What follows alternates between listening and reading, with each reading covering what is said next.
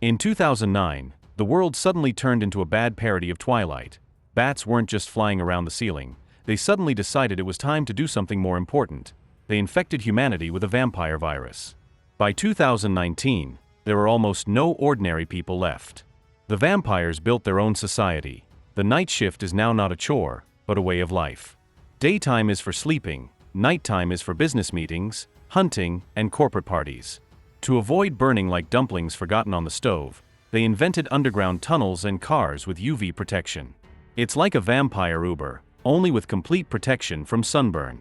With no more than 5% of the planet's population remaining, vampires faced an unexpected problem: what to eat. So they began gathering the remaining humans and storing them like potatoes in a basement, only with tubes and a collection system. This noble endeavor is carried out by the company Charles Bromley & Co., and yes, they even tried to develop synthetic blood. The mastermind behind this bloody startup is hematologist Edward Dalton.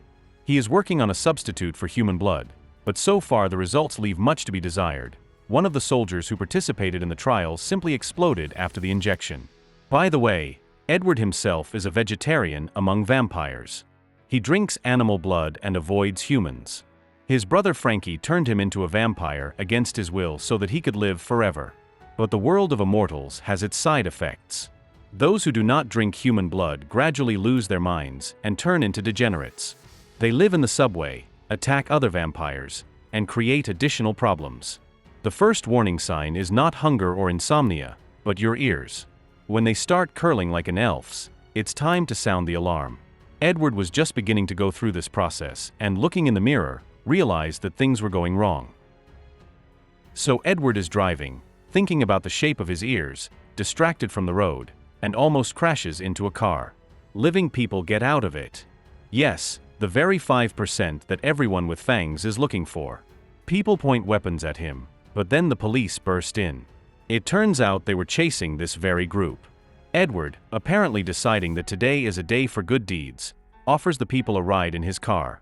Among the fugitives is a girl named Audrey. After the incident with the police, Edward returns home. It's not the warmest evening, but today is his birthday.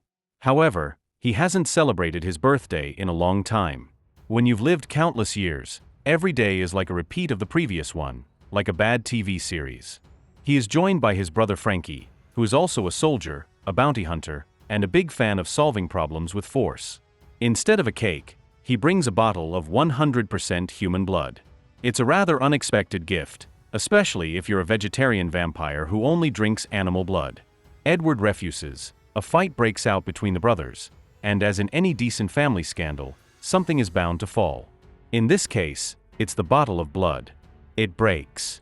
The smell, by the way, is quite distinctive and so strong that a few minutes later an uninvited guest bursts into the house, a degenerate. A fight breaks out. Frankie finally manages to grab a knife and finish off the monster. The police arrive and find a ring with an engraved name on the creature's hand, and Edward suddenly realizes that it was his former gardener. The next morning, Audrey, one of the survivors, comes to Edward. She hands him a diagram that looks like a treasure map and asks him to come to a meeting. She and her team need a vampire hematologist who won't look at them like a buffet. Frankie overhears their conversation. Audrey meets him at the entrance to the field, where a man nicknamed Elvis, aka Lionel Cormack, is already waiting under an old tree. This man was also once a vampire, but by a lucky coincidence, he became human again. No, not through meditation or good deeds, but because one day he overheated, crashed into a barrier, flew through the windshield, caught fire, fell into the water, and became human again. Now he wants to repeat the experiment and help others. The conversation is interrupted when Frankie makes an unauthorized capture. He tried to take Audrey and Cormac alive, but things didn't go according to plan. He was knocked down, disarmed, and slightly put in his place. However, by that time, his military friends are already rushing to the rescue. Edward, Audrey, and Cormac have to leave quickly. Edward's car is riddled with bullets, and the only way to safety is a destroyed bridge. Cormac drives Edward to the very place where he himself once turned from a vampire into a human. There he shares his experiences: hunger, sunlight, disasters, and bathing. He hopes to uncover the secret and help other vampires return to human form. Edward agrees to take part in this noble endeavor. However, problems arise along the way. Audrey notices that Edward's ears are becoming pointed and his behavior is slightly reminiscent of madness mode. To prevent him from turning into a degenerate, she offers him her blood. And Edward agrees. Meanwhile, all is not well in the upper echelons of vampire society either. Charles Bromley, head of a bloody corporation and a fan of order, is looking for his runaway daughter Allison. The girl has decided not to become a vampire. She says that immortality is cool, but staying human is even cooler. Now she is hiding with other last of the Mohicans. He instructs Frankie to find his daughter. Edward arrives at a country house where a group of people are hiding. The people are wary and look at him suspiciously. But Edward isn't here for a party. He's studying the blood of Cormac, the very same Elvis, to understand how he managed to become human again. Edward realizes that the key to the miracle is sunlight. But just going outside and burning up is not an option. Fortunately, there is an old wine cellar in the house. And here Edward's scientific mind awakens. The barrel can be turned into a solar chamber. He builds a structure out of materials at hand, into which he plans to climb himself. Meanwhile, the vampire world is collapsing. Whereas before they generously added 20% fresh blood to their morning coffee, now it's only 5%. Caffeine is invigorating, of course, but without blood, it's not the same. Vampires, like true consumers, are furious, destroying blood stations, fighting each other, and increasingly turning into degenerates.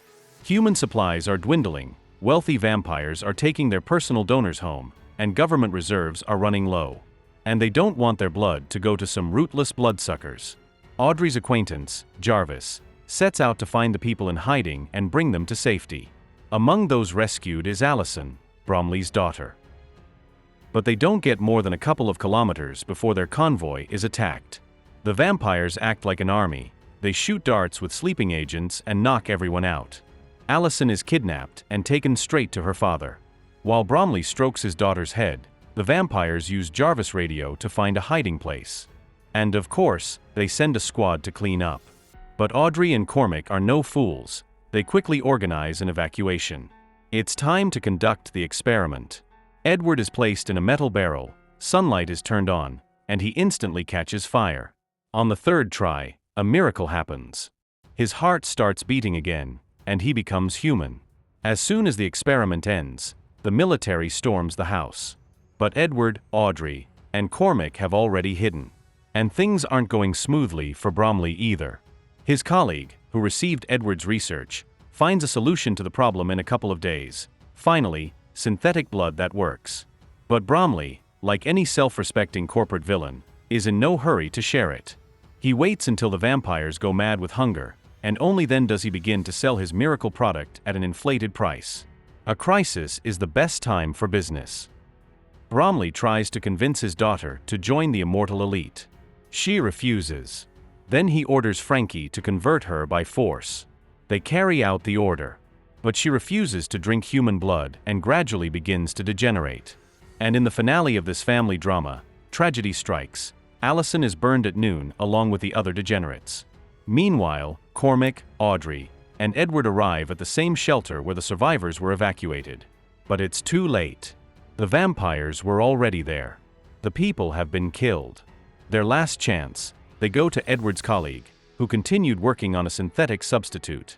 But the colleague not only refuses to help, but also betrays them to Charles.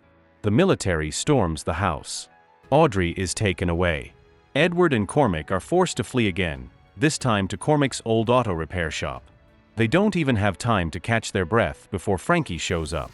He is hungry, on the verge of fainting, and can barely think straight.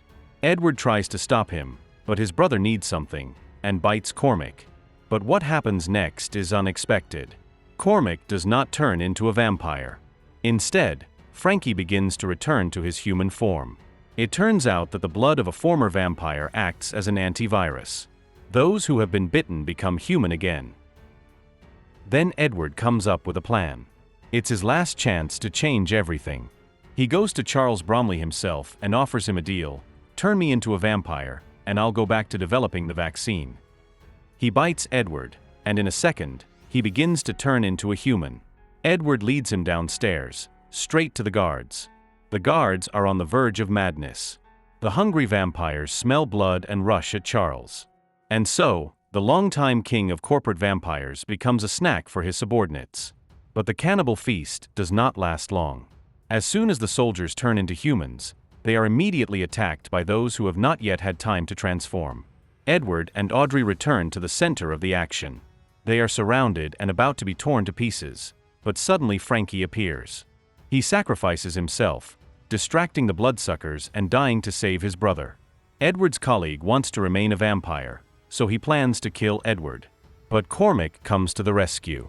Edward, Audrey, and Cormac survive the vampire massacre. A new epidemic has begun. Only this time, it's not a virus that turns people into monsters. The bite brings them back to their senses. It brings back their humanity. By biting the converted, the vampires themselves become human. The world has returned to normal, but now perhaps, it is moving in the right direction. Well friends, if you want more stories about a dark future, vampires with morals, and an apocalypse with elements of winemaking, subscribe, like, and watch your blood pressure.